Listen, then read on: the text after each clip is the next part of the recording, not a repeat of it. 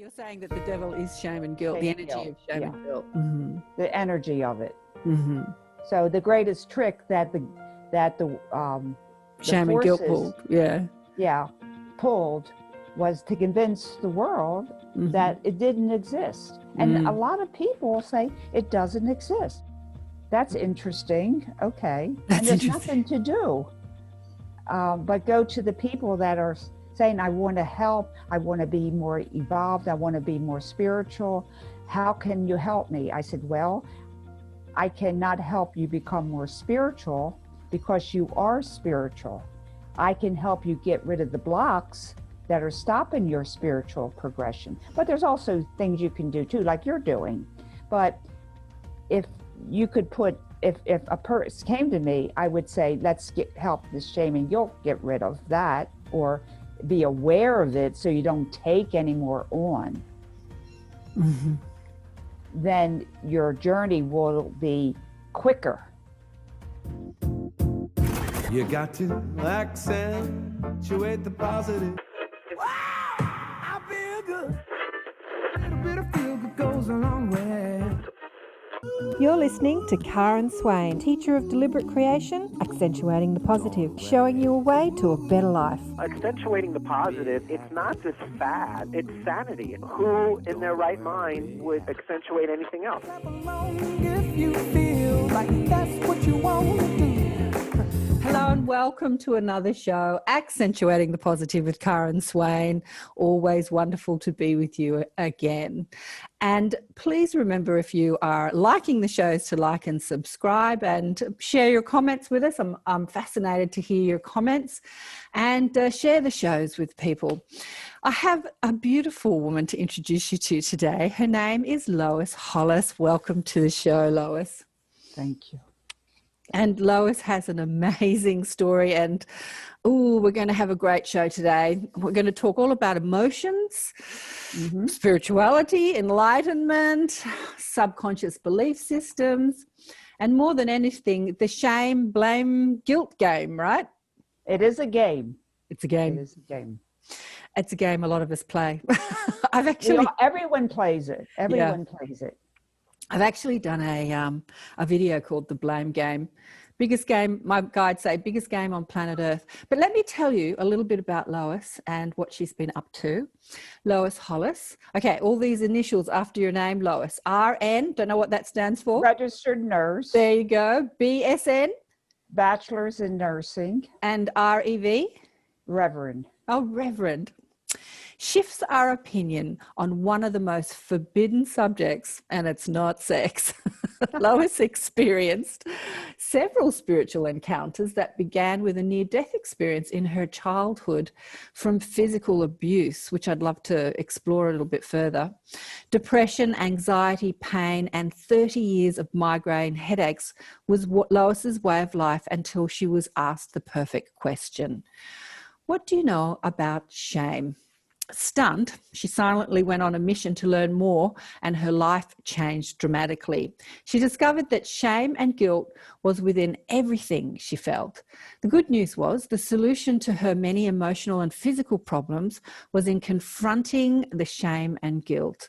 And as she did, she healed her anger, depression, migraine, rage, fear, and all her pains. Lois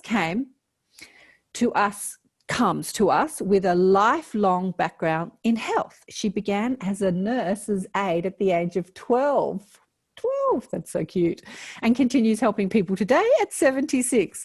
She shares her 15 years experience as a shame and guilt educator, counsellor, and now a filmmaker to give us effective and lasting ways to health, wellness, and spiritual maturity, which I think is really important. There's a lot of people on the spiritual path, and they're talking chakras and all this sort of energetic, the lingo, but they're still holding on to a lot of emotional stuff, which I have found. Anyway, where am I? She's the author of 3 books and a video on Soul Speaks, an original process that continues with our inner personalities to help physical and emotional traumas. Her newest book, Now is the Time, continues her light language readings that help our spiritual development by dissolving resistance, mental, emotional patterns. Lois is producing a film called I'm Good to illustrate how shame and guilt affects our physical, mental, emotional, and spiritual bodies. So let's start with your NDE. What happened? Well, I didn't remember it until my 40s. Right. And I believe it happened when I was 6 or 7. It happened after I was getting a chiropractic adjustment. And I saw, it's very interesting. It happened over 5 years, the memory. A therapist asked me, "You are very well adjusted for having the traumas that you experienced. Did someone else raise you other than your parents?" I said, "Look, I'm a Catholic. I'm Roman Catholic, Polish 100%. You live very close knit. You don't have other people into your life. You go to school, Catholic school, come home, do your homework. It's very isolated." I mean, we still had to do things, but essentially that's like 50, 60 years ago. People weren't as social as they are today. And he said, "No, someone else raised you." All of a sudden, I saw a hen coming out of clouds. And I heard the words, "She will be okay now." And that, in those days, the doctor came to your house. So evidently my mother called the doctor because I wasn't breathing, I guess. Mm-hmm. And I saw this hand coming out and heard, "She'll be okay now." Then immediately I clicked into seeing 3 light beings. And I went, "Oh my God, they're the ones that raised me." Beautiful. And then I said, "Oh my goodness," to myself, "I got to get out of here. I'm a nurse." They put people in the mental institution for seeing God and angels and all that stuff. So I said, "I'm done." And he said, "No, you're not. You have a lot of work to do." I said, "I'm done. Goodbye." I mean, I ran out of the office because I was involved in a divorce at that time. And they really put you in a mental hospital. Yeah. And I knew that. I was a nurse at a hospital, you know. Yeah. So then more came the following couple years when I saw my family member. I was on the ground and my head was twisted and the person jumped on my head. So it cracked. Now I know C1 and C2. Mm-hmm. And then I remember, and this happened to chiropractic adjustment, I felt very dizzy and sick and I wanted to lay down. And I went in the house and lay down. And then this person, I put a pillow over my head and then I stopped breathing. Wow. So it was very deliberate. It wasn't, "Oh." Sorry about that. Well, I saw heaven and I came back. It was interesting, Karen, because ever since that time, I remember now, people left me alone. I was very dyslexic. I couldn't read. I had Aaron syndrome. You know, you understand, you know what that is? You read a book and the words will not stand still. They kind of move. Mm-hmm. So I was considered a stupid child who cannot learn. Mm. And after that experience, it seemed that everybody left me alone. So how old were you when that happened? 6, did you say? I don't know, 6, 7. Uh-huh. I was young. So do you think they left you alone because they were afraid that you nearly died and like, oh my God. I think the beings. Oh, the angels, the beings. Mm-hmm. They protected me. And I have them now and I do feel that. And now I'm understanding that they didn't want me, they had to keep me here on earth. You had stuff to do. Work. Yeah. And I've had many psychics tell me that I came here I had to come here in the human body to release the information. It could not come any other way. It had to come through the human form. I've heard that And- so many times. Oh, really? Thank you for telling me that. 'Cause Yeah. I said, okay, whatever, but it had to be carried through a human. And then I do a lot of automatic writing. And I remember saying, only a human can help a human heal. Yeah, I don't know about that, because I've had so many people on the show that have been healed in other Yeah, ways. but I mean, And I've healed to some myself in other degree. ways. Yeah. Yeah, to some degree. I would say that unless you're, one of the New World teachers or a light weaver or starseed who is connected and knows that you can heal from just, many ways, contacting your angels, or I think that a human needs to help the masses that aren't connected to that heal. Yes. Yeah, because it needs to be relatable. Yeah. For some reason. Anyway, so it took a period of 3 or 4 years to get the whole experience. Mm-hmm. And now I understand why I passed every test. I did well. I went to an Ivy League college, University of Pennsylvania. I went, how did I talked to people, and I would say about this current events, and I'm going, oh, did you read that book? And I went, no. How did you know that? I said, doesn't everybody know that? So I did not understand my life a lot because I just knew things without learning them. Yeah. And one thing that helped me is that I did a lot of tap dancing, which I still do. Fabulous. And I think that helped the dyslexia, the mind back and forth. So ever since about maybe 9 or 10, I start reading and being able to, be a human person, not be so dyslexic. But it was the brain traumas. It was many, many brain traumas. Wow, what a journey, Lois. Just getting back to that point of tap dancing. It's interesting because I was dyslexic too. And I think, so this is what my guide said to me, because I had been in past lives so left brain oriented, so scientific, so logical, I had not allowed my creative, intuitive side to develop. And so when I came into this life as a psychic, as a teacher, and connecting to my spiritual essence, I actually had that left brain shut down and the right brain dominated, the creative, intuitive side. And so what you're saying about dyslexia is tap dancing, using both sides of your body is kind of connecting those two sides of your brain. And I found that with drumming too, or playing the piano and using two different hands. Like when it's interesting, that can help that dyslexia once your contract is over, because they said to me, once you connected, then your contract about being a dyslexic was over.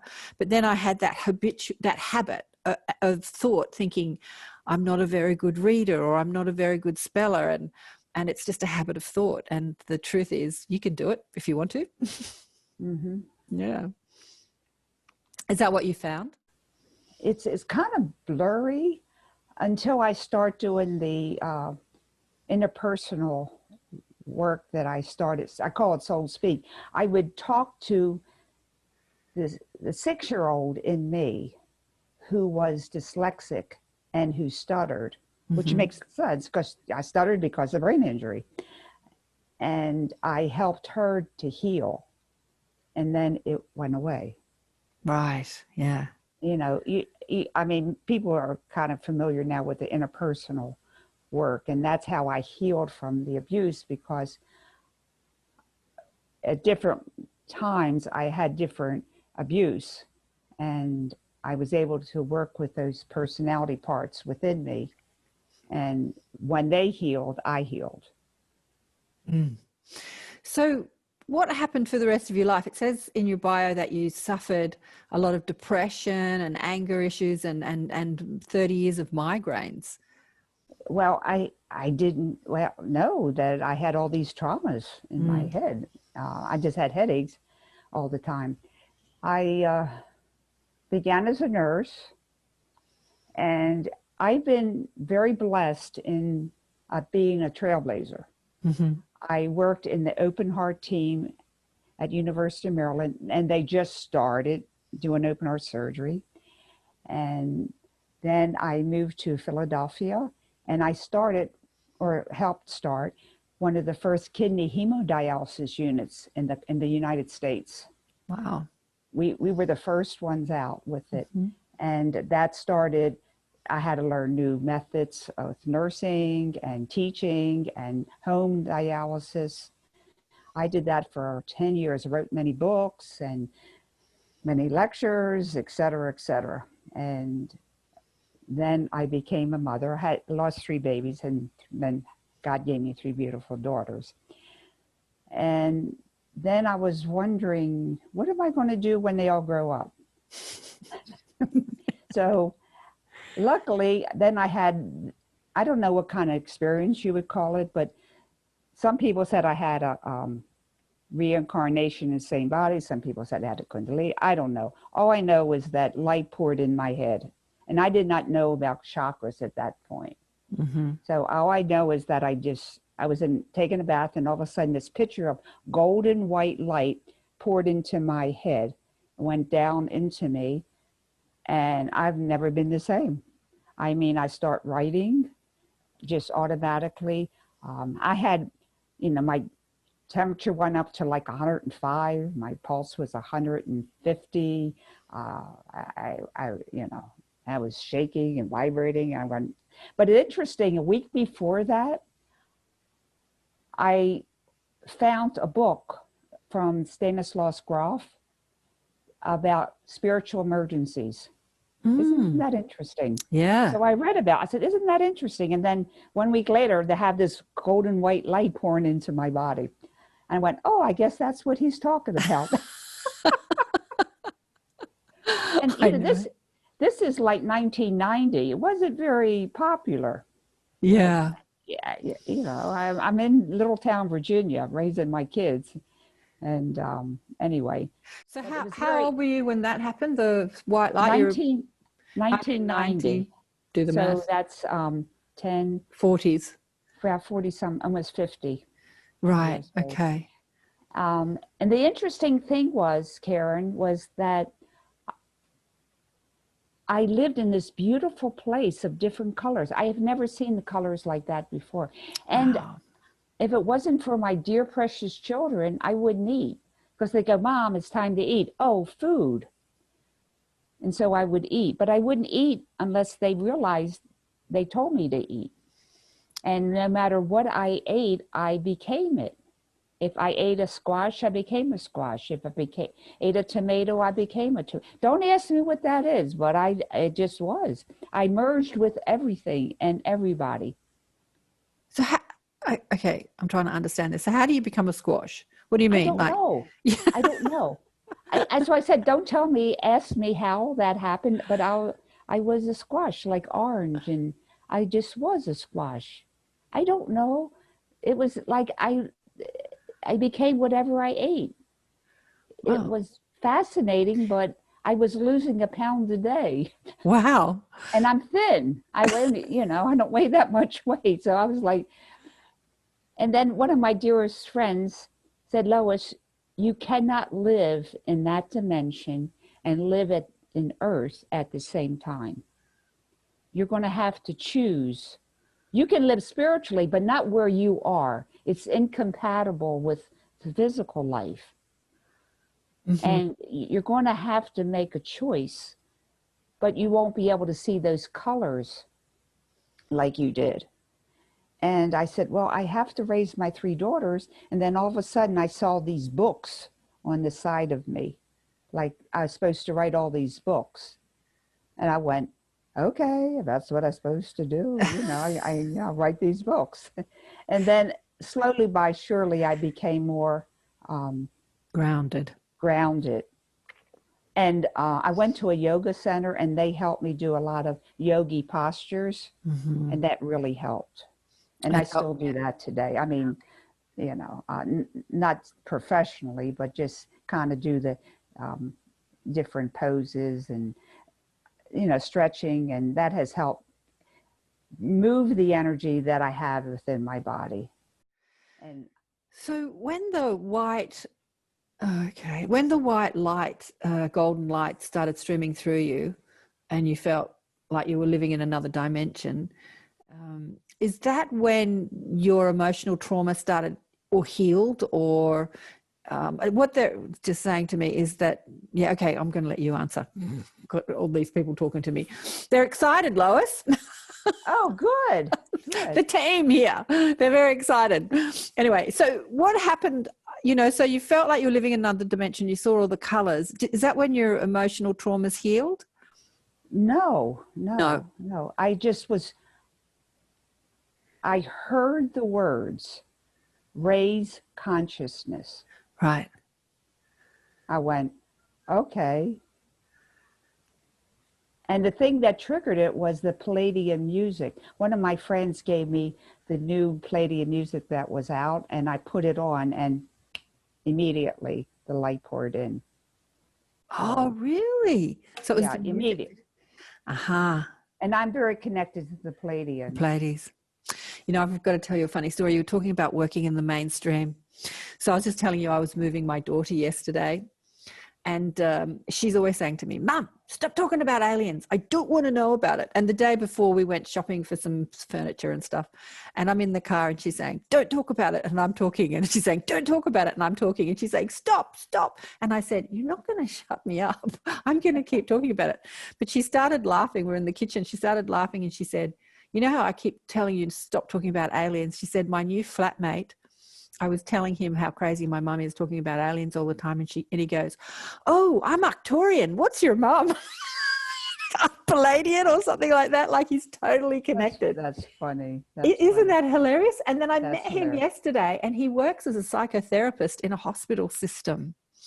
And I was just thinking, driving home yesterday, oh, wow, there's so many amazing people out there in the mainstream systems, you know, health systems. Well, it's the world's changing, so you can talk that way. I can't even say I had a near-death experience, and they don't back know then, yeah. But I wanted to mention one other thing.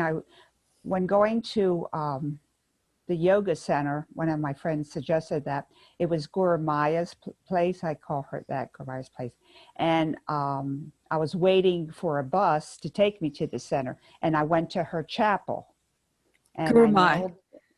I nailed down, and immediately a sword of light, I would say at least 3 foot long, went right through my crown all the way down the chakras. It was golden lighted sword.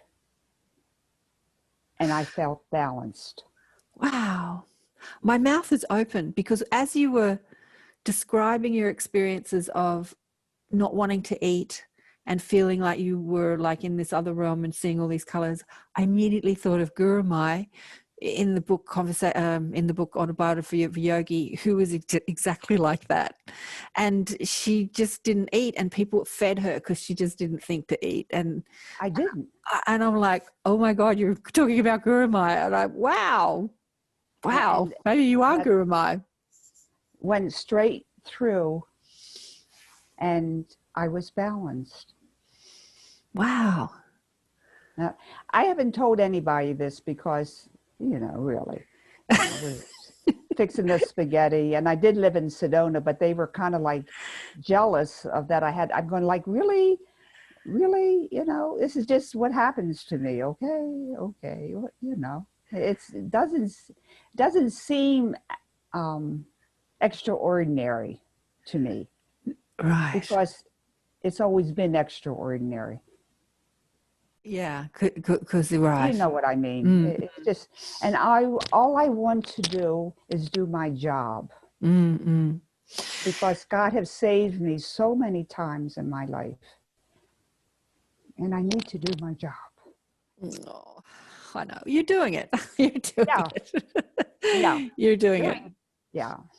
So your job is to help people overcome shame and guilt. My job is to educate first. And that was the problem. For 15 years, I've been trying. So the virus kind of thing kind of turned everything upside down. And people are now looking more at themselves. I have been invited to speak at many conferences, and they asked me my topic. And I say shame and guilt. Oh, we don't talk about that because it doesn't exist. Can you please talk about something else? I go, no, that's my job. That's my type. Well, you got to call yourself a happiness person or living in joy, but never a shame guilt educator, because people will just turn you off. And that was true. So I just had to wait a while. And now I'm getting called because people say, oh my goodness, you talk about shame and guilt. And I go, yeah, well, I like to hear you. I go, really? And I'm shocked. Yeah, I think Brené Brown put shame on the map, didn't she? She started talking about it. But she get a good introduction, but there's so much more. Right. And the reason I been following you, because the people that need to know, I'm an educator first. I have to educate, because the information I've been given and I give to others is not available in any book except my book. It's just the truth. It's just, that's the way, that's just the way it is. And my job is to disseminate the information. And I've done counseling mainly in Sedona in the beginning. I have come to learn that shame, I call shame guilt. Shame and guilt are the same energy. People say, oh, shame's bad, guilt's good. That is not true. Shame, guilt is the same energy. Shame works in the unconscious mind. Guilt works in the conscious mind. Okay, beautiful. Okay, now I'm a nurse. I'm making this very simple. And so if there's a doctor there, I'm introducing it as simplicity. If you have a bacteria in your kidneys, they call it nephritis. If you have the same bacteria in your brain, they call it meningitis. If you have the same one in your liver, they call it hepatitis.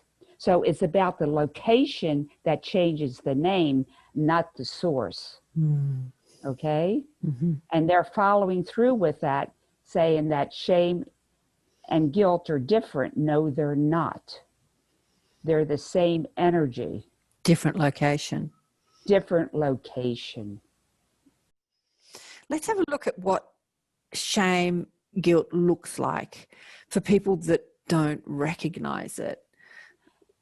Anytime a person hears something from themselves or from someone else, and that just doesn't set right, that doesn't feel right, that's shame guilt. Can you give an example? Well, what did you do that for? Is this the tone? And there, I don't know to say this or not. I don't want to get in trouble. Say it. Spit it out. I heard someone has a show, and they have a disability, and they're doing very well. And they called the show, "What's Your Excuse?" That's shaming. Not many people pick that up, but that's shaming. Yeah. What is your excuse? Do you see? It's very, very subtle. It's because subtle. Our culture, okay, you're in Australia, I'm in the United States. It's the same. Yeah. We have been taught to shame and guilt ourselves. So therefore, we have an inner part of us that shame and guilts us. Yeah. Okay? At night, we hear, I'm not good enough. Daytime, we hear, you got to repent, you did something bad. So it's 24/7. And I know we do the positive, thank God, because we need to overpower that. But that's what we get, the recording. And so what I talk to people, I say, it's not your mother's fault. It's not your father's fault. It's not your fault either. Or it's not, your teacher's fault. Okay, people put shame and guilt on you. In a way, it isn't your fault because they have shame and guilt inside of them also. They don't know any better. Shame and guilt is not an emotion. It's an energy, placed upon us, placed upon humanity to devaluate our evolution. And it's been extremely successful. Yeah. And I'm just thinking, you said you're a Catholic. I didn't grow up Catholic, but I did go to a convent for a year, at school. The whole confession thing. Oh, well, of course. Mea culpa, I'm guilty. Yeah, of course. It's all been implemented, hasn't it? But it's, and we can't blame the church. We can't blame the government. We can't blame because it infiltrated everything. Right. And everyone. Okay, everybody has a certain degree of shame guilt. I say shame guilt because that's what it is. People with lesser shame guilt are more functional and happier and better. Mm-hmm. So there's really no mental illness. It's just shame guilt.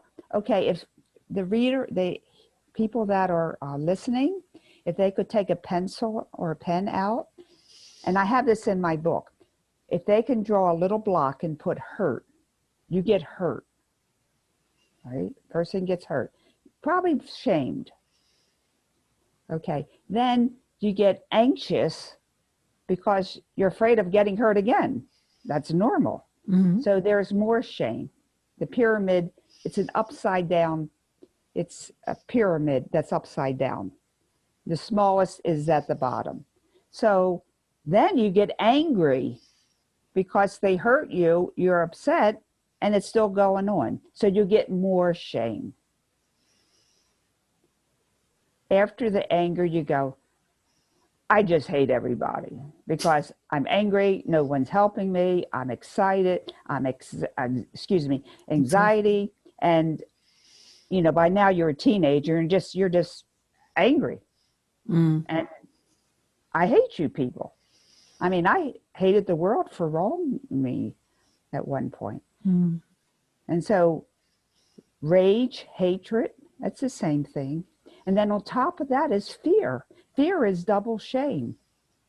Fear of what I did wrong for this to happen. Mm-hmm. So depression is, I'm sorry, I'm not looking at my thing. It's hurt, anxiety, anger, depression. Now that's why depression is hard to heal, because it has so much shame. Mm. Mm. Think of it. Hurt is so different than being anxious. Anger is a little bit harder to handle, but depression is even harder. And then you have hatred, and then you have fear. And that's the amount of shame you're carrying. And again, they classify it as emotions, when in reality, it's how much shame are you carrying? Well, we're seeing it in our world at the moment with the whole mask thing. People are shaming others for not wearing masks and guilt because, the rhetoric, the narrative, especially when the pandemic started. Like if you go outside and my daughter has swallowed it, it's like you can be sick and not display any symptoms is the rhetoric. And I call it rhetoric because as a doctor that usually if you're sick there are symptoms, right? But you're going to go out there and infect people, and then how would you like it if you didn't know that you infected people and then everybody died because of you? Like this shame guilt thing, it's just of course but it's bringing it to the surface. And you do, I'm sure you're aware of the fact that a cloth mask does not. Absolutely. Yeah. Any intelligent person knows. Heard one doctor say, wearing a mask is like putting a chain around your garden and hoping the mosquitoes don't get in. Yeah, or wire fence and no mosquitoes are coming through. Also, people are getting lung fungus because they're not breathing oxygen, they're breathing carbon dioxide. Anyway, that's a whole nother story. Yeah. Anyway, so I want to go back to this, our group that is really working on their spirituality. Shame guilt has the same pathways as light energy. Interesting. Can you explain that? Yeah. Shame guilt has the same light. It uses the same pathway as light. I know, interesting. Yeah. I found that out later, but before that, I discovered, by working with people and myself, is that people who have the most light have this more sensitivity to shame guilt. So people like you, like me, like a lot of your attended listeners, they need to know about shame and guilt. They have to. You just have to, because you are more susceptible to shame, guilt, energy, because your energy battery, so it affects you deeper than affects people that aren't carrying this much light. However, that's the bad news. The good news is that you can get rid of shame, guilt easier. It's easier to come in, but easier to get out. But you got to have the knowledge. And that's why I was so happy you accepted my invitation, because light people have to know that shame, guilt is an energy, and not to accept it from people and not to accept it from yourself. But that takes learning, that takes time. And we're not going to cover it all in an hour. But okay, well, let's run through a scenario. I'm just thinking of a scenario I went through when I was in a lift in a shopping center, and this poor old man, he wasn't old, but this poor man was freaking out. There shouldn't be this many people in the lift, and like, you're going to get back. Like, he was just in absolute fear and shaming people and guilting people. And the person I was with got really upset and like turned around and said, "Oh, calm down, it'll be all right." And she's in anger, and as I left the lift, I just turned around and I looked at him and I just reassured him, "You're safe. It's okay. You're safe. You'll be okay." Because I was just speaking to his fear. So if somebody is trying to shame and guilt you, can we run through a scenario of how you can respond and not get first of all, you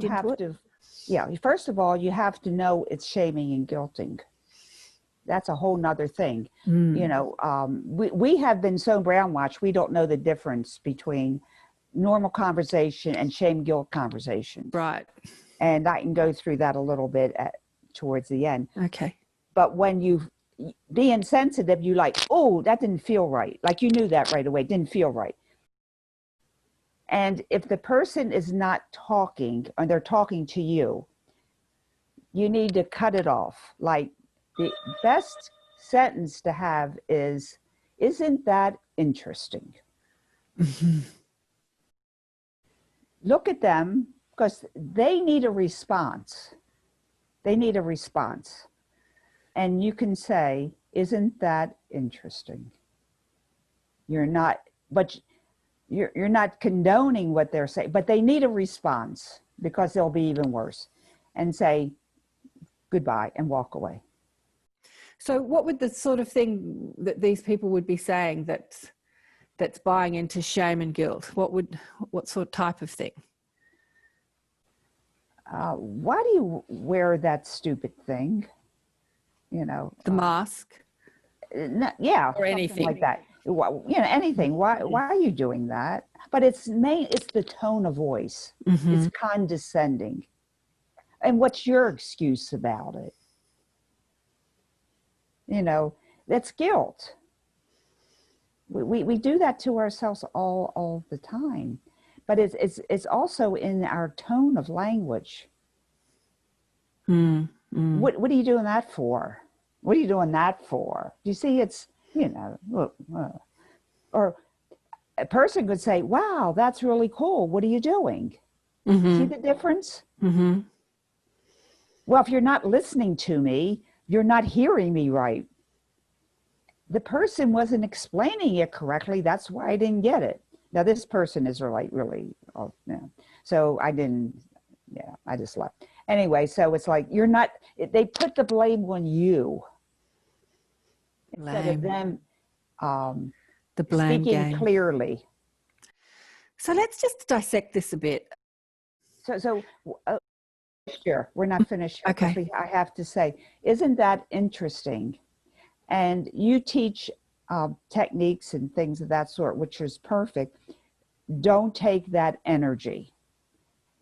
In yourself, you're like, you can say to yourself, I do not accept that energy. I do not accept your response. I do not accept it. We have to learn not to accept it. We have enough. We don't need any more.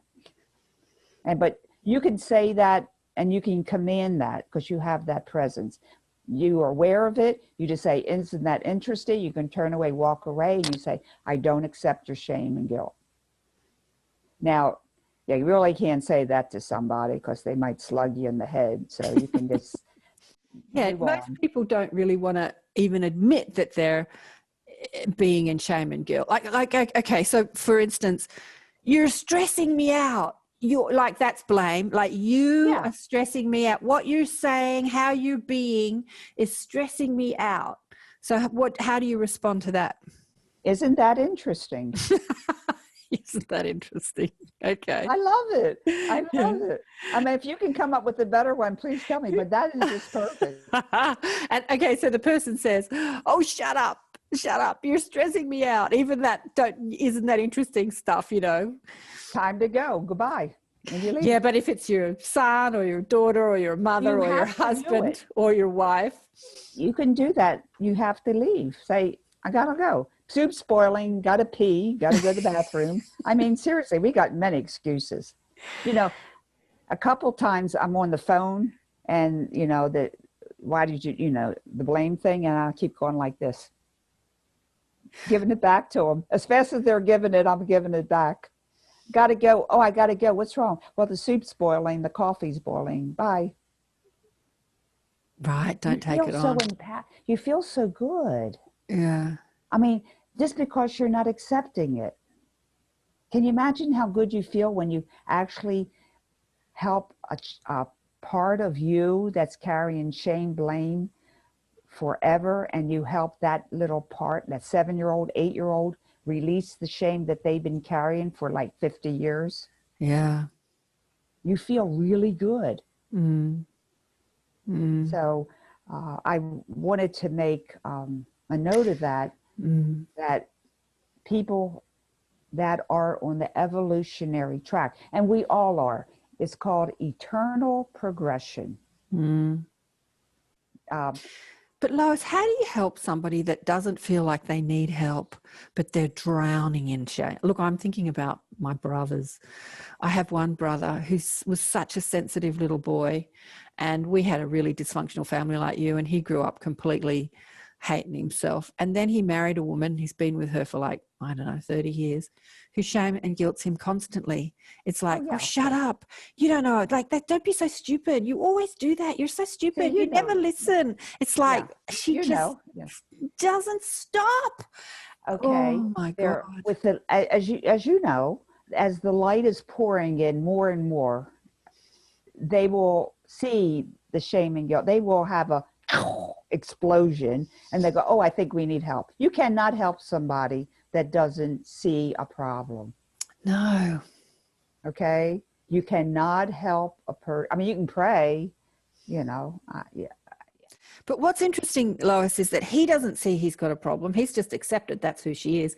But she's a beautiful person. I'm not saying she's a horrible person. She doesn't see she's got a problem. She doesn't even know she's doing it. Like, she doesn't even know. We're all on unconscious shame, guilt. Yeah. Culture wanted to do us. Why did they want to do us? Nothing destroys the soul more than shame, guilt, energy. Okay? Nothing more than that. So we need to enliven our beings. And unless we're aware of shame and guilt attacking us, there's a great quote.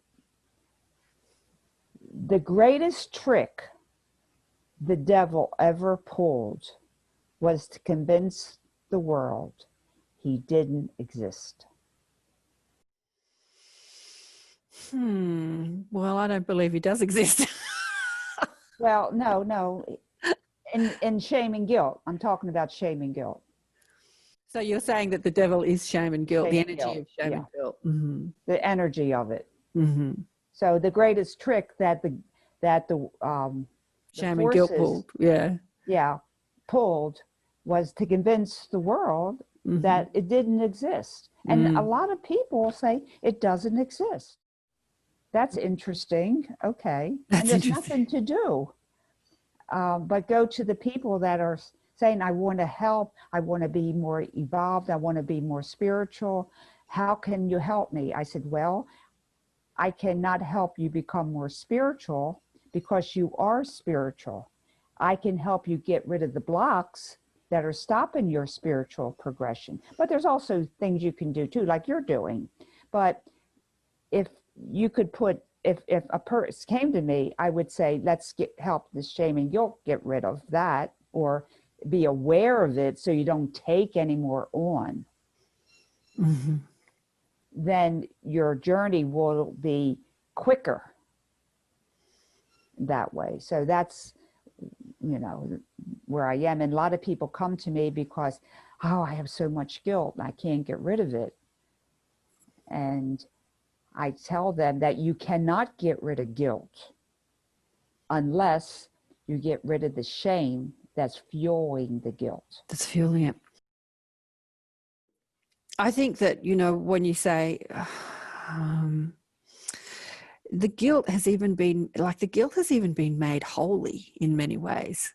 Oh, yes. A lot of people say what's wrong with our world is we don't have enough guilt. Okay. No, I'm serious. Not enough. There is a couple books out there talking that we need more guilt in our culture because people are not acting morally. And I say to those people that we need to step beyond guilt. We are evolving out of the need for guilt because we do it because it's my job. I do it because it's the right thing. Like you help somebody move. You didn't help her because she would feel guilty the next day. You helped her because it was the right thing to do. So guilt needs to be replaced with a sense of righteousness and justice. Okay, it's not going to happen today. But we have to start working towards that because that's the only way we're going to save humanity. Sorry, go on. Humanity will fall. Humanity will fall if we don't recognize the attack of shame and guilt upon us. And I feel that we're one of the first out there. Out there, what? Speaking about it? Well, yeah, and moving humanity forward. Yeah. Evolution. I'm just thinking of all the healers and light workers listening to this, and I'm a victim of this, is that you do things for people that you don't really want to do, or you feel like you haven't got time to do. And then you feel, if I don't do it, then I'll feel guilty because I didn't help them. That sort of guilt. It's so pervasive. Okay. Can I write on that? When you feel guilty, how do you feel? Do you feel, you feel guilty, but there's also another emotion that the guilt is hanging on. Do you feel sad? Do you feel depressed? Do you feel angry? What emotion are you feeling? And I'm sorry. I know. Someone calling. It's been fun this morning. Gotcha. Let's say you're angry. I'm just picking an emotion. I would say, talk and work with the anger. Say, hi, anger. What do you want to tell me? I mean, if you get the time at that moment. If you don't, you can start thinking that way instead of feeling the guilt. Instead of going down this highway, you're going down the other highway. Yeah. I tell you, in the midst of anger or frustration, you're kind of not going to be thinking like that, but you could think like that when you've calmed down, because when you're all up in your emotion, logic flies out the window, doesn't it? What I want to do is at least turn the guilt into the anger because the guilt is fueling the anger. Mm-hmm. So we want to get rid of that energy and deal with the emotion that we should. Emotions are our friend. Shame and guilt is not our friend. Interesting. So how did you discover this about yourself? What was happening to you when you had the aha moment? I went, oh my God, it's all shame and guilt. But how did that come about? What was happening in your life? That's how it happened. It was like, I don't know, maybe spirit talked to me. Right. And then I went, oh my goodness, that's it. I mean, it was like, I was so happy because I only had to go to the therapist for one thing, shame and guilt. I didn't have to talk my anger or my hatred or didn't like my mother or I didn't like my father or whatever, or forgiveness or compassion. It was just shame and guilt. It was like, oh my God, it's so easy. Okay, it's not easy, learning and fixing it, but at least you had a place to do. I didn't have to spin out with all the other emotions. And of course I had a lot of shame and guilt from all the abuse and then losing 3 babies. So, I mean, truckloads. So as I worked with myself, then I started changing. I got younger, my hair got less gray, and I went, wow, this is really cool. People came to me and said, what are you doing? I said, I'm talking to myself. They go, oh, okay. Can I do that too? I said, I guess so. So I taught them how to talk to anger or anxiety and find the shame, guilt that was in anger and release it. And they all got well too. And they sent their mothers and their grandmothers and their kids and they all go. And I got so tired of saying the same thing, Karen, to the same exact words to a person who was struggling in business or a relationship problem or a self-esteem problem. It didn't matter what the problem was. There was one answer. So I had to write a book because I said, I can't say this anymore. I really couldn't. I'm like, save your money and read my book and come back for a question. I couldn't, Erin, I couldn't say it anymore. Because it's what I'm saying here. It's the same story. I don't care what your problem is. I have an ebook on my website, and it's called 500 Questions, One Answer. So I have 500 situations and one answer. And I'm helping people to understand how this situation is same as that situation, even though it's different. There are 500 different situations in life that people have written to me, and please help me with the answer. And the answer is shame and guilt. And that way it helps people get educated. You don't get the 500 questions right. It's just way too much. So I put 25 segments, you get 25 and then you get 25, then it lasts a few months. So overcoming it is talking to it and finding out where it comes from. Talking to the emotion, not the shame, guilt. Never, ever, ever say my shame or my guilt. Because then you're owning it. Exactly. You know that. Right. And also in your language, oh, it's such a shame it's raining today. I can't have the barbecue. Oh, it's such a shame I lost my purse. No, it's not. It's sad. It's stupid. It is, or it's crazy, but it's not a shame. That's so interesting, Lois. I had a friend on the phone the other day, and she says it all the time. She says, shame, shame.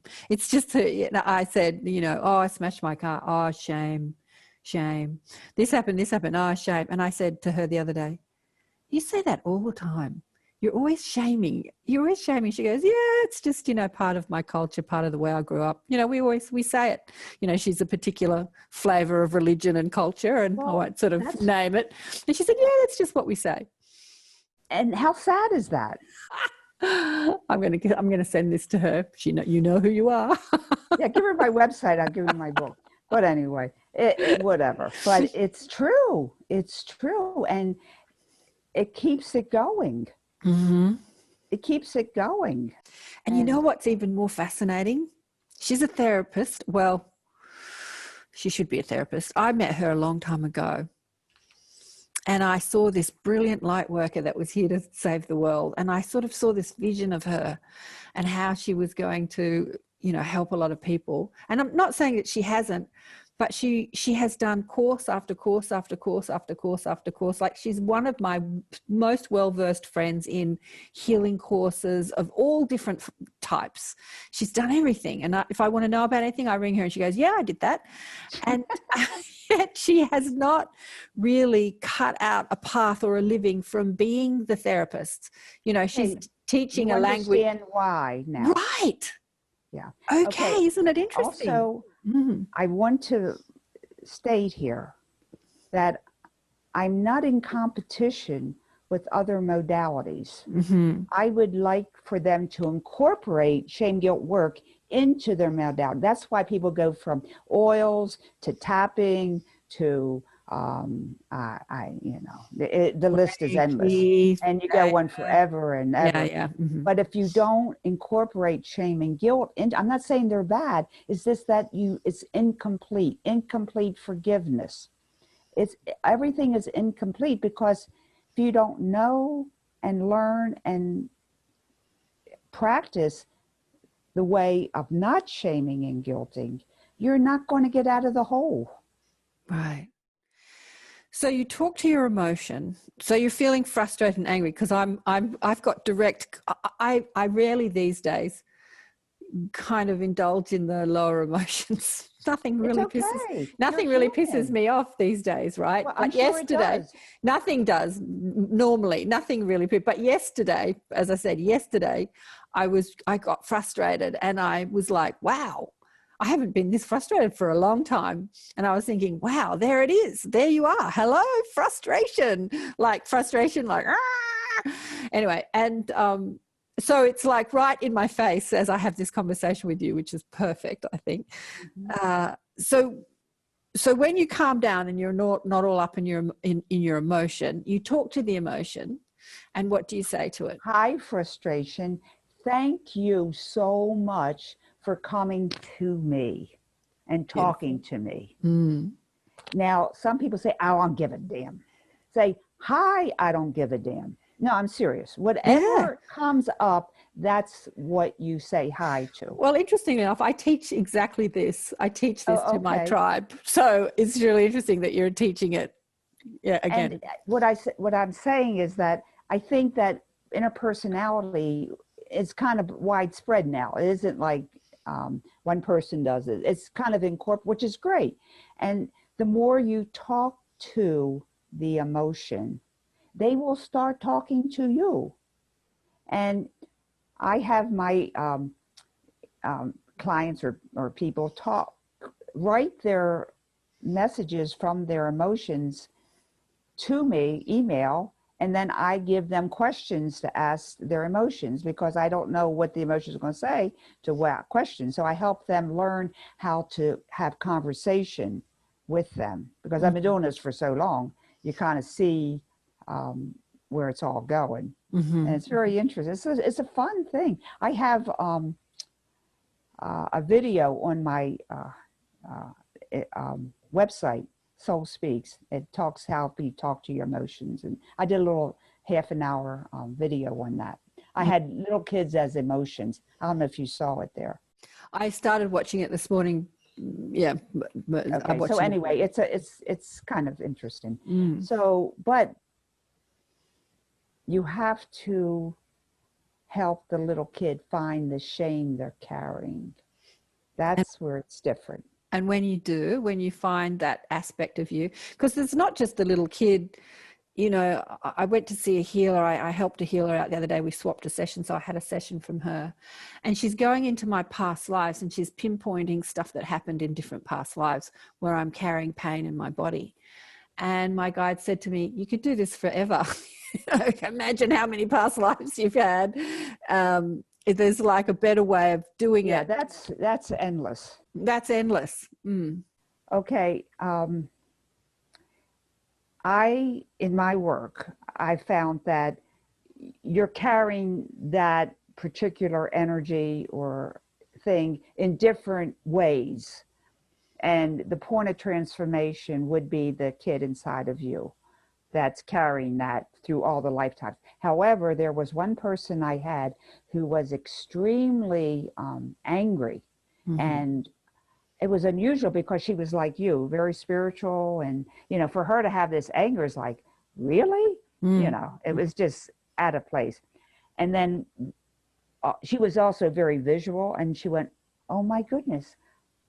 And I said, what? She says, I see the little kid who's angry at 4 years old was encased in a mummy, and she had to open up the chest and take out the 4-year-old that was stuck from another lifetime. And that helped her dissolve the anger. That was only one time, but still was a point of transformation on this life. We only went there because she found it. But I never do past lives because it's endless. Plus, I'm not schooled in that. And it does have a value. But after I had that light come through me, oh my goodness, it was like TV. Oh, that happened. Oh, that happened. It was like movie time. I saw my past lives. I saw them. Nobody was helping me see them.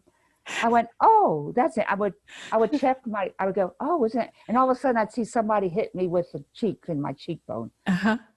So I think if you're supposed to see them, you'll see them. Well, I have to admit, I was saying to her, it's fascinating, you know. It it's is. so it's interesting, but it's in the mind. It not in the heart. Kind of is. Look, I had another young healer again. I was coaching her, and we swapped session, and she saw a past life, and as she gave it to me, it just opened up like your friend. It just like I could see the whole thing, and I was like an architect in that life. And then it made me see why I have this desire to be an architect in this life, that I've never fulfilled it. It's kind of like I've already done it.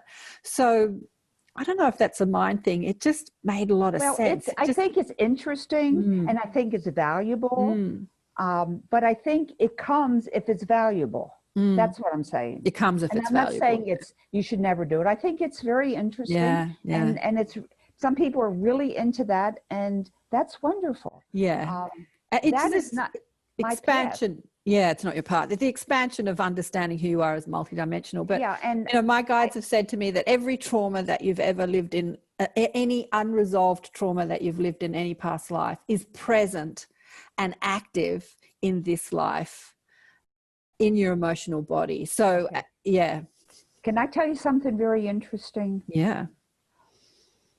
Once, this is years later, once I was actually able to release a lot of the shame, guilt that I was carrying, I saw it as generational. However, when I released the shame, guilt I was carrying, it went up.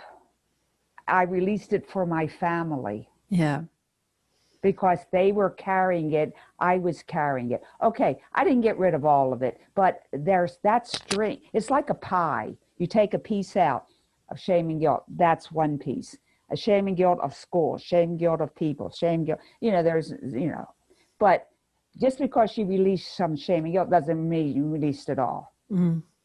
Okay, but I released some core thing in the family, and it went upline. My mother and her sister, who was my godmother, who both deceased, came to me that night and were grateful because they were released. Isn't that beautiful? Oh, it is, Lois. We're losing your face again. You're back down here again. Oh, I'm sorry. I'm like want to be touching you. I know.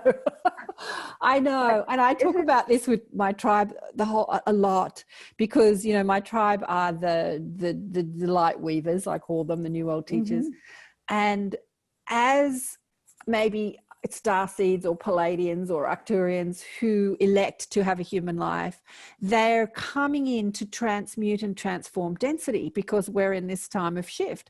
And so they say, in order to transmute it and transform it, I have to take it on.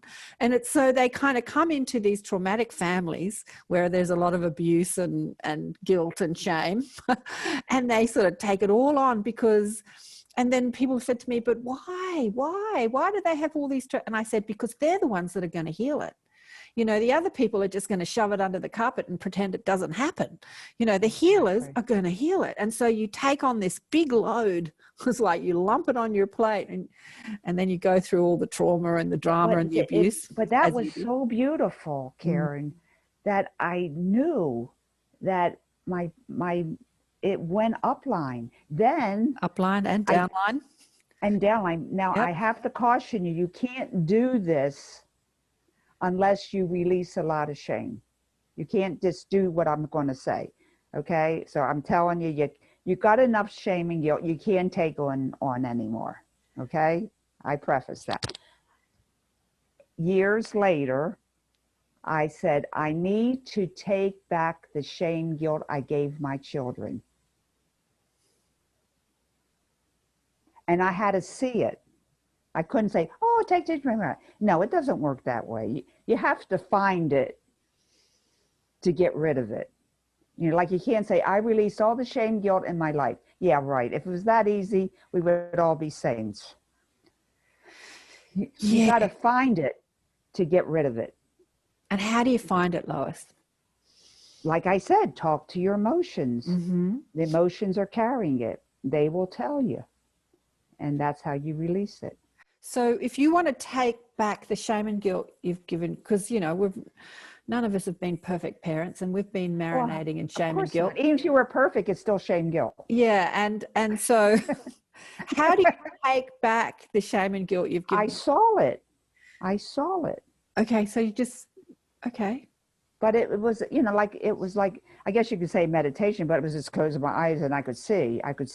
So just ask your guides to show it to you. Just ask your guidance to show it to you. Well, whatever. Yeah. I mean, each person's different, as you well know. You know, each technique is different. But anyway, what I'm doing today is not teaching you, but showing how valuable it is to release it. So I took it on to get rid of it. And I did. I got rid of it. I gave it back to the universe to recycle, or whatever time people use. Within 2 months, each child had they were like in their 20s at that time. One got a promotion, very big one. The other one met an incredible person. Well, two of them got big promotions, and the other one found a wonderful match. 3 incredibly experienced. I went, oh my God, this really works. Then I start doing it with my clients, and the problems that they had with one of their kids, you know, sometimes you just can't talk to them and they don't listen, and there's problems. I know. But, you know, I mean, everybody has that experience. It seemed to mellow out. I went, wow, everybody should know this. Like, yeah, really, they didn't want to hear him. So, but it was phenomenal. It was phenomenal how it changed not only their lives, but their children's lives. Okay, I'm just trying to pinpoint this. So if you're working as a healer, therapist, counselor, teacher, Reverend. I'm just saying you as in us, all of us. And you want to help your client by taking back their shame and guilt. So I would never do that. You said that you did that for your clients, and I help them find their kids. I help them. No, I would never take that. Oh, so you help them find the shame and guilt in their kids and take it back. Okay. And take it to the universe, because I felt responsible. So how do you take it back? You take it back and then love it and forgive it and just release it? No, you don't love and forgive shame and guilt. You just get rid of it. It's trash. How do you get rid of it? But that's resisting it. You see, in resistance, you know, you can't resist it. By hating something, that's resisting it. So, well, in a way, but I don't want that energy on me. That's why I took it from my kids and I just gave it to the universe to recycle. That's what I was told. You just give it up, and the universe knows how to neutralize it. Mm-hmm. Okay, but I still wouldn't. I don't. Pardon? I still wouldn't hate it. I didn't say I hated it. I just didn't want it. Yeah, I didn't want it. Because, you know, the thing about density is that this world, there are a lot of people out there that are saying, you know, the evil reptilians made this world a terrible place. And I just, my guides, or I just think, well, someone had to create a world where there was density. And so that we as souls could come into this experience and experience shame and guilt and fear, and because we can't experience it when we're, you know, pure positive light energy. So someone had to create this world. And so we've played, we've swum, we've marinated in density for, I don't know, hundreds of thousands of eons of time. How long? I don't know. I don't know. And now we're shifting yugas or eras into a new world. So now we have to release the density that we've all been swimming in. And this is the work you're doing, and a lot of the people are doing as healers and light language people, and, you know, all these starseeds have come to, like, change the game. We're changing the game, Lois. But I want to address that because when I took back the shame guilt I gave, I wasn't like, I'm angry. I don't want that.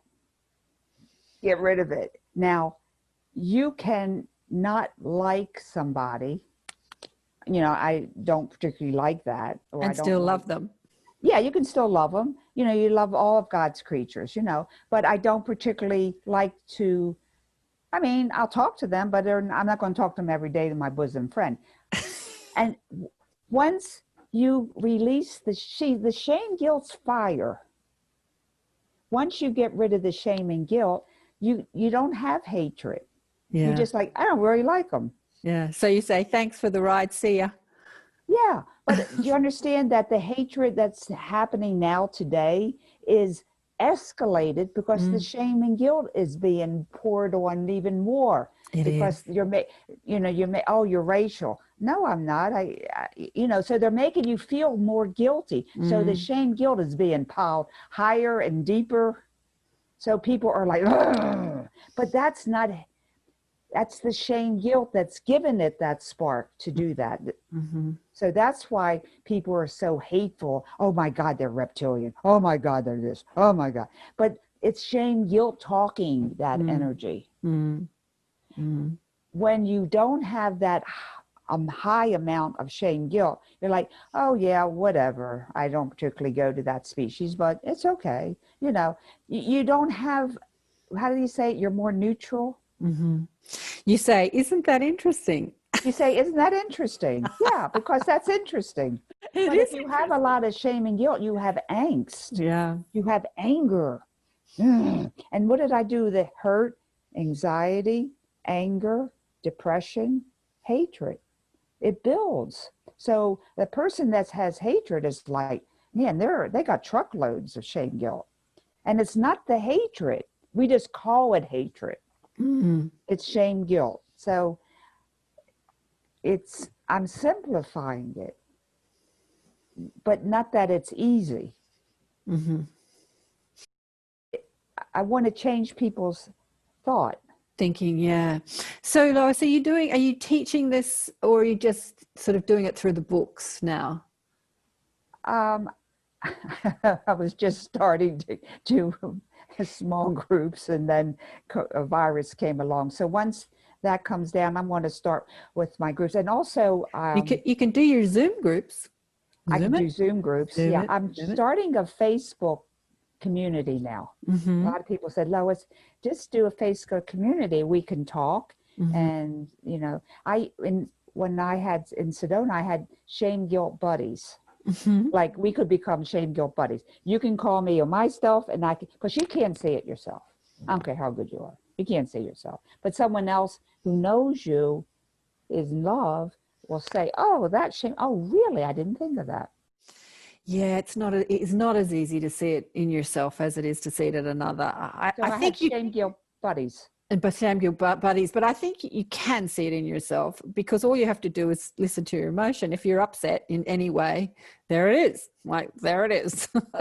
But so you can see it if you want to. I have to say, yesterday when I was in frustration, I was in the moment of frustration. I wasn't seeing it. And then I said to you, my friend Kate came over, who, you know, does the angels, and I was telling her my dilemma, and she goes, "Thank you, angel blah blah, for helping me overcome this emotion." And it just made me stop and think, oh my God, I'm so in my frustration that I'm not even kind of releasing it or looking at it or saying, isn't it interesting? Because I'm in it, you know, like I'm swimming in it. Yeah. When you're in it, and that's why you need another person to help see you. But it isn't to discount the emotion, it's to make friends with it. Yeah, definitely. And thank it for showing you that there you've got this, there it is. They're coming to talk to you. They're, you know. Yeah, so it's guidance. Yeah, emotion is guidance. Evidence of resistance, as Esther would say, evidence of shame, guilt, or evidence of, a belief system that's not serving you. Evidence. Mm-hmm. Pain, any pain or emotion, negative That's emotion. a good way of looking at it, that when took on the shame and guilt that I have given them, it doesn't serve us, so they got rid of it. Not that it's negative. So I totally want to take back the shame, guilt that I, put on my daughter. But I can also see that... You can't do that until you do the initial work. And the initial work is? Yourself. You've got to get rid of some shame and guilt before you can take on somebody's. Yeah. Oh, I've done a lot of that, Lois. I've been doing this for 30 years. I've done a lot of that. As I say, it's a rare time. It's like probably been a couple of years since I've experienced that sort of frustration. But it was with my daughter yesterday, as she was telling me, "You're making me upset." And I'm not doing anything but helping her, but she's in her frustration. Well, she's in her frustration. And then she's saying, "You're doing this to me," and I'm saying, "I'm just trying to help you." Okay, you're very tuned in. Mm-hmm. So you can ask yourself if you're at a point where you can do that. Okay, all right. Okay. So I would imagine that a lot of people listening to this would probably be trying to do that for their kids too, because they're lovely. I said that because it's like a carrot. Mm. If you do this, then you can do that. You know, it's got wonderful advantages, but you have to talk with the inner critic. Mm-hmm. That's the main person. The inner critic is the shame producer. Mm. So you have to make friends with that guy. You got to be an ambassador. You can't get rid of him. You can't deny him. Oh, shut him up. You know that. You can't shut up somebody. That's a part of you. Mm. So you go, "Hi. Hi. Charlie," or whatever his name is.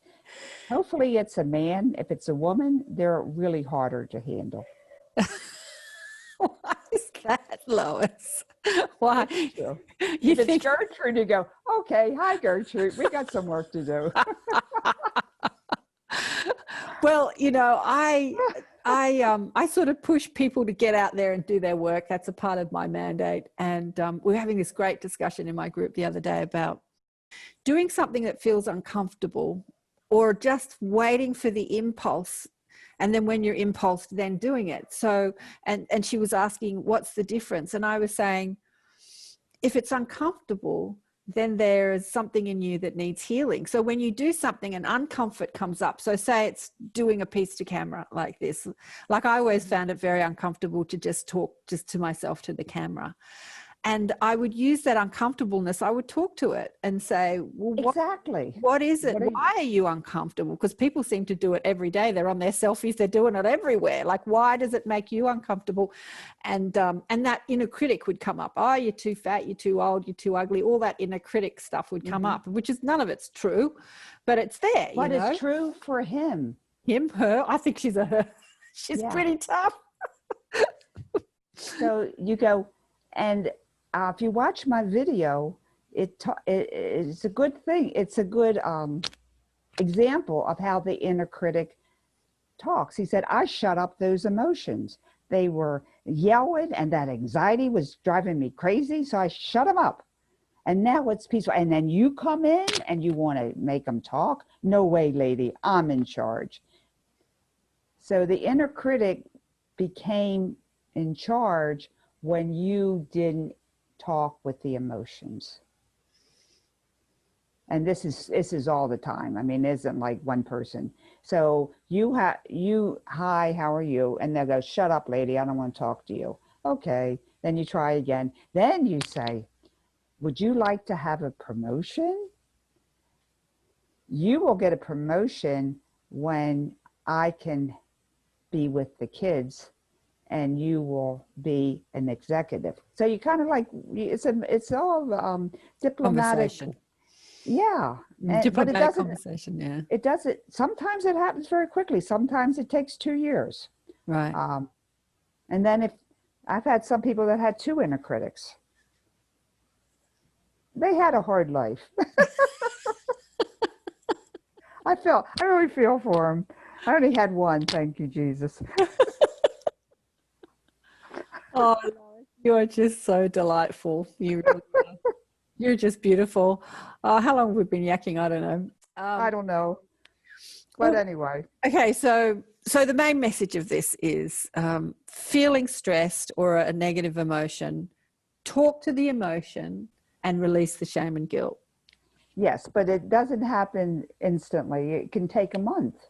It can take 2 months. It can take a few conversations. Exactly. So it doesn't. And if it happens like that right away, it probably is not, really true, because it takes a while. Yeah. It takes a while. Yeah. It's not like that.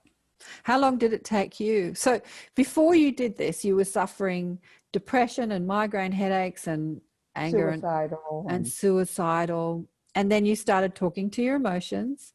And instead of saying, I got tired of talking to therapists, I said, I'll talk to myself.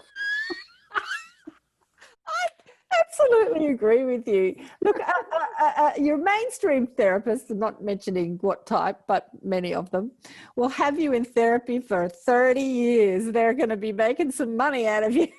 They're going to keep repeating the same old stuff. Yeah.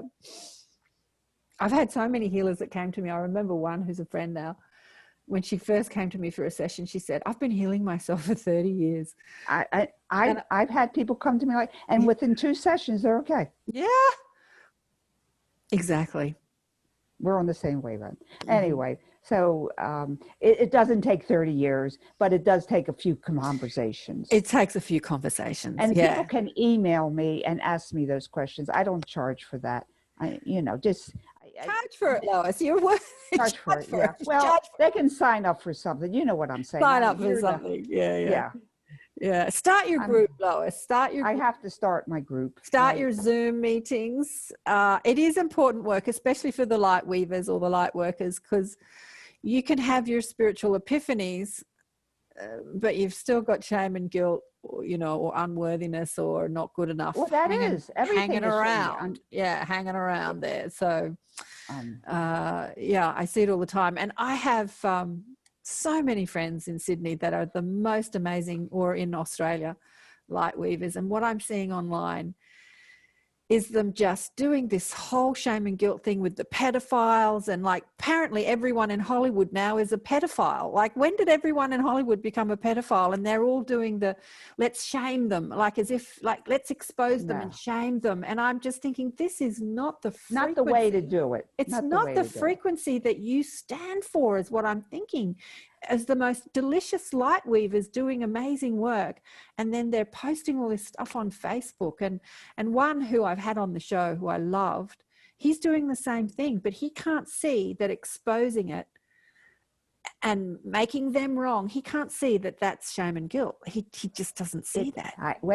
He's been that's why Spirit want me to get those readings out, because it helps on a night. When we read a book, it goes to the mind. When you read the language that I wrote, Spirit wrote, it helps to go to the soul and the heart first. Yeah. Because you don't get it in the mind right away. You get it there. And that's helping people I've heard a couple, it helps the mind to get a little bit backstage. Mm-hmm. So, and I have a book. In my book, I have the things that are called mental illnesses, but are really just shaming you up: depression, sadness, procrastination, underachieving, joke telling, genocide, anger, indifference, embarrassment, arrogance, cheating. PTSD is a huge one. Eating disorders, bullying, regret, lonely. It goes on and on, Mm-hmm. So you get the drift. Yeah. And I'm like, can we just make this a little easier and just do shame and guilt? Well, I've been shamed and guilted by making, I just see many mental illnesses as you believing your stressful thought. I see it as this simple conversation that you're talking about. And then I'm like, no, it's a disease, it's like in the disease books underlined as a disorder or disease, as if you can catch it. And once you've got it, rather than it just being as simple as just have a conversation and it'll dissipate. But no, especially the PD, I've been through trauma. I was blown up in a bomb blast in a war, or I was raped by my father and I've got this PTSD. And it's so interesting that people don't want to see a simple solution for it. Exactly, because we've been trained not to. Right. We have to really call it like it is. There's a very good article about how Africa was taken down. Mm-hmm. And it was taken down by the use of shame and guilt. Right. They were shamed. Yeah. And that is the most insidious danger we have as human beings. Mm-hmm. Our whole penal system is based on it too. Pardon? Our penal system. Oh, everything. Everything, yeah. I mean, everything. Religion. If someone murders your daughter or lover or someone, then you want that person to pay. Then you want to, you want that. And that's never, killing someone or incarcerating someone is still not going to take away your hurt, is it? Of course not. The only thing it's going to take away is you getting rid of the shame guilt. Yeah. Mm-hmm. I know. Exactly. It's like, it boggles my mind that it's so simple and massive. Massive and simple. Right. Just before we go, let's just talk about the light language. When did the light language start flowing through you? I was in Sedona. Right. And I was there for about a week. And I was recovering from moving and everything. And then I was like, it's like, I don't know, sometime in the middle of the night, these words are in my head. And I'm going, oh, I'm so tired. I'll do that tomorrow. Bang, bang. And it was like it was very dramatic. Like, I'll read something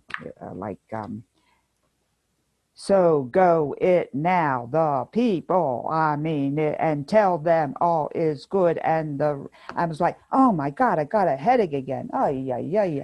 And then it still would, okay. I get up and then I start writing. And then these iridescent triangles were falling out of my eyes onto the page. I go, oh, that's cool.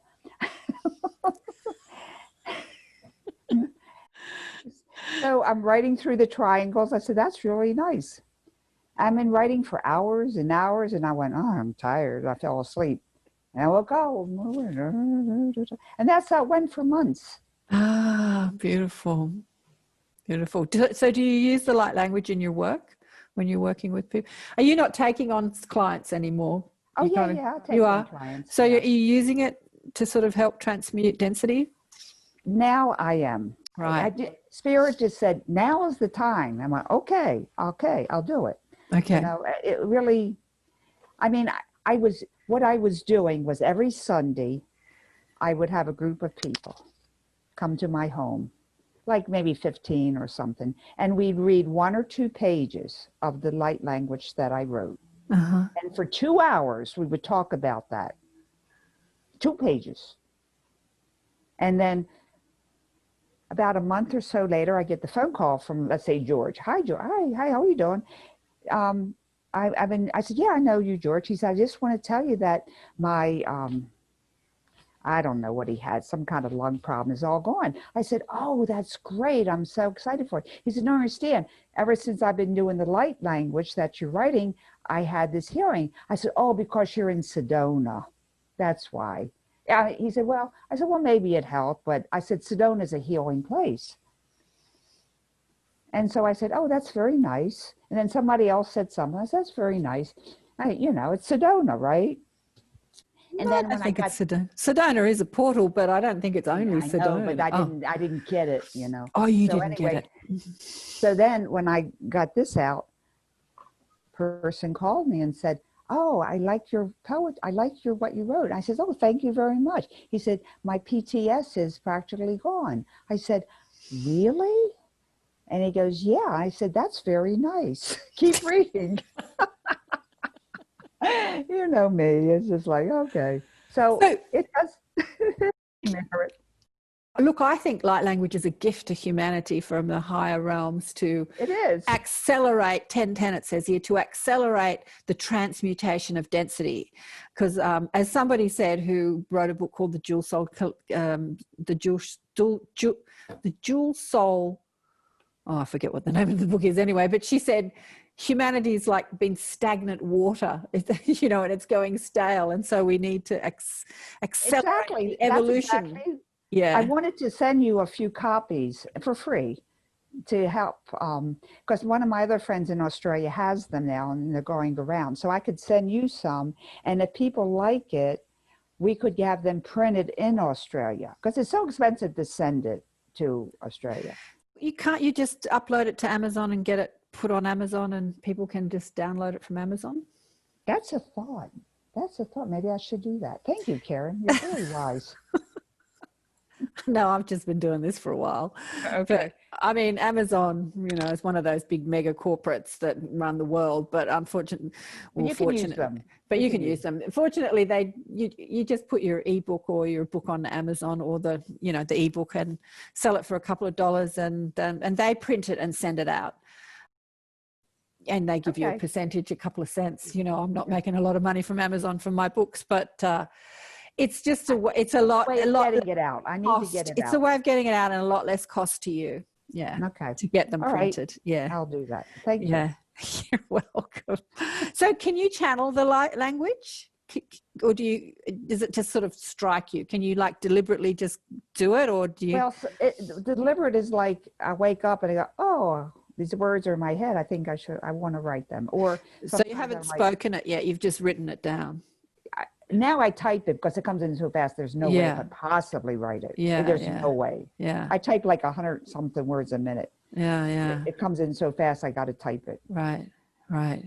Oh, well, that's the next step then, just channeling it. I'm speaking to a beautiful healer in November or December called Judy Satori, who is using light language. And I speak to many people who use it. But yeah, I do think it's a gift that's accelerating the process of transmuting density. I really do.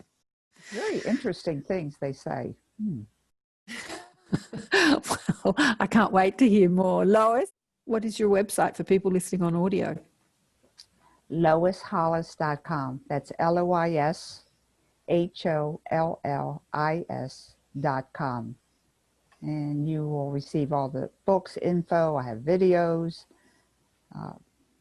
And soon my Facebook community will be up, and I'll give you notice. Okay. Oh, and sign up for my ebook. It really is worth it to get that ebook. Perfect. Mm-hmm. Lois, it's been such a blessing and a joy. Thank you so much for being on the show. Thank you. Just loved talking to the beautiful Lois Hollis. What a magnificent human being. It's so interesting because her process is so similar to what I do with my tribe. I don't really call it shame or guilt, but speaking to your emotions or speaking to your pain, just friending it, saying, hi, what do you want? What's your story? She said to me, we were just having a chat after I turned off the recording. She said, give it a name. I said, no, I haven't thought about giving them a name, like, Gertrude or Bob or Sarah or Jane or something. That's what she's done. If you go to her, she's got a couple of YouTube channels. She's got one called Lois Hollis, and then she's got one called Shame Guilt. And there's not a lot on them, I have to say. anyway, I was giving some pointers on how to get this work out there. But there are a couple of little videos on there where there's that half-hour video. It's on the YouTube channel called Shame Guilt, where she has named the different emotions, and she's given them characters, and so she uses actors to, as I said to her, I started watching it this morning. It's about half an hour long. But it is transformative work, and as light weavers and light workers and star seeds and new world teachers, we have come here to transmute density, and we have to first do it on ourselves before we can even hope to do it on somebody else, with somebody else. We can do it with other people, obviously, while we're still carrying our own stuff. It just makes it harder. Just makes it harder. Like, I've had people that come to me with some terrible traumas, and I don't feel sad or angry or upset. You know, I don't get all up in my emotion about what happened to them. It can be shocking sometimes, like, oh, crikey. But at the same time, I feel such deep gratitude for everything we experience here on earth, because we feel like that when we're dead. You can't experience the density when you're dead. Well, not on the spirit side. You can go to astral realms where you can experience it. Some people call that being dead, other lifetimes in different places, different realms. But for the most part, when you're a spirit, you can't experience the density and the emotion and the traumas that we do here. And we do come to experience it, and for good reason. It is the maturity of the soul. It is the evolution of the soul. How do you know love when you're swimming in love? The only way you can really know love is to not know it. So it's like a fish swimming in water. When you take the fish out of the water, it understands the water that gives it its life. It understands what the water is, but it has to be taken out of it. So that's why we come into these denser planes, like the earth plane, to experience all the horrific things that we do. And just like Lois said, it's all up on our faces at the moment. Everything that we're going through with the virus, and see people saying there's no virus, there's no pandemic, and then there's other people shaming you and saying, shame, shame, you're going to kill people if you say that, and wear a mask, don't wear a mask, and all this shame guilt thing is heightened at the moment, because, as Lois said, you have to see it. You have to see it and to be able to let it go. You have to know you're holding it and to release it. If you don't know you're holding it, you can't release it. It stays there. So it has to be seen. So it's coming up for us all to see it. And instead of seeing it in the other, when you are judging the other, going, oh, they shouldn't do that. Oh, isn't that terrible, them doing that? Like, point that finger back in you and say, how do I do that? How do I hold that same energy, that same frequency? We're all one, you see. So what you see in the other is you. Whether you love them or hate them, you might hate somebody and see that they're crazy and stupid. They irk you. They annoy you. You don't like the way they talk. You don't like the way they look. You're actually only seeing what irks you in yourself. But when you revere somebody and you think, oh, they're amazing, look at these incredibly genius, spiritual, amazing people, you're still seeing yourself. You're seeing you're amazing. We only see what is us. We are one. We are all one being, playing in many different disguises. The variety of frequency is just exponential on this planet. Oh, I love all of it. Enjoy all of it. Enjoy. Find the joy within. Thanks again for watching. I definitely go and check out Lois's work. She's beautiful, beautiful, gorgeous, spiritual, light seed, star seed, galactic being. And I'd like to hear her do her language of light, get her up and doing that language of light. Her energy is so young. She's like just about to turn 77, she said, in November. And I feel like when I'm speaking to her, like she feels like decades younger than me, and yet I'm decades younger than her. So she has such a lightness of being and a light, youthful energy. She's beautiful. Just loved talking to Lois.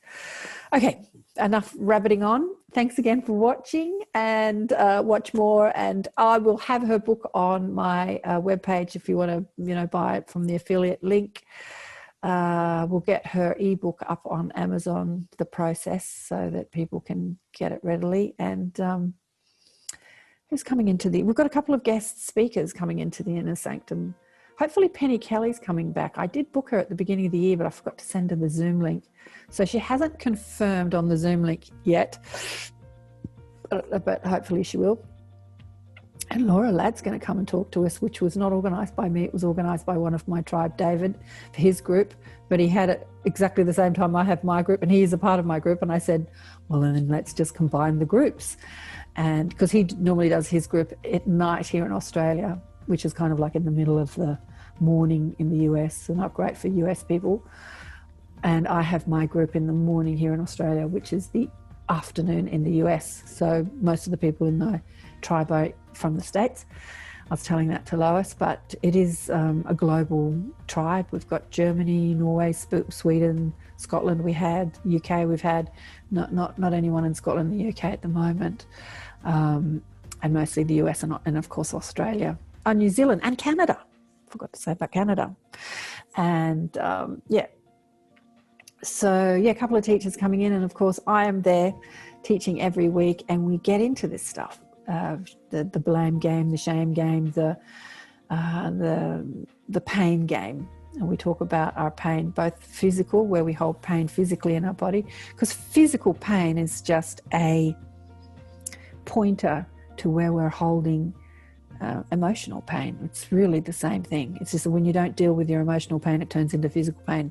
When you don't deal with your physical pain, it turns into dysfunction. When you don't deal with the dysfunction, it turns into a disease. When you don't deal with that, you're kind of out of here, because you're like reveling in pain and dysfunction and disease, and and you return to love and then say, right, how am I going to deal with it better next time? Deal with it now. That's what we're all here to do. Love you all. Remember to buy the book Awakened by Death. See you soon.